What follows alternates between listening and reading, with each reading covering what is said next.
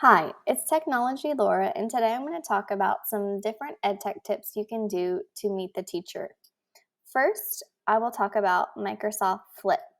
You want to download Flip and then create a grid called Meet and Greet or Welcome Back. Then, as a teacher, you could record yourself with an introductory video and then encourage your families and stakeholders to introduce themselves to and reply back on the Microsoft Flip grid.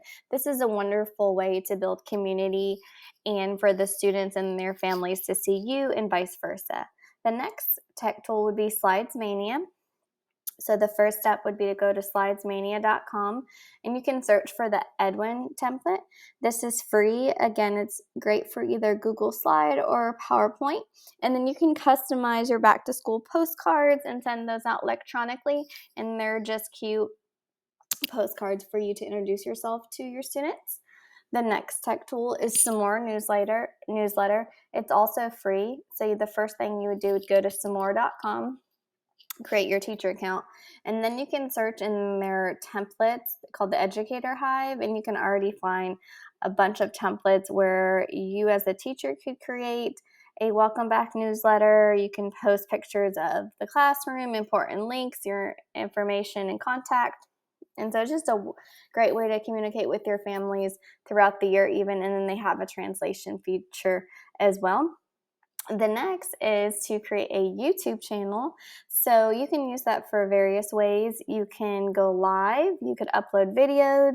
This would be another way that you could record a message welcoming back your students. You could do videos as the year progresses about the content if students need to watch those again.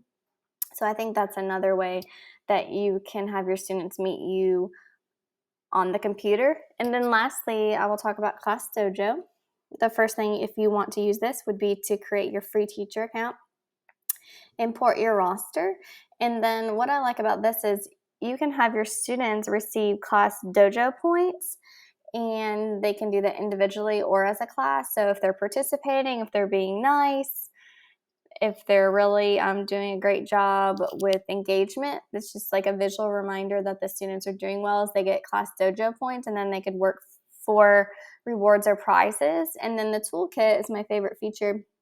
That's where there's timers, music setting, name generators, group generators, the day SEL question. So that's just a really nice part of their dashboard that you can use as a teacher. And I really think Class Dojo does boost engagement. So I hope you like this video. Be sure to like and subscribe for more EdTech tips. Thank you.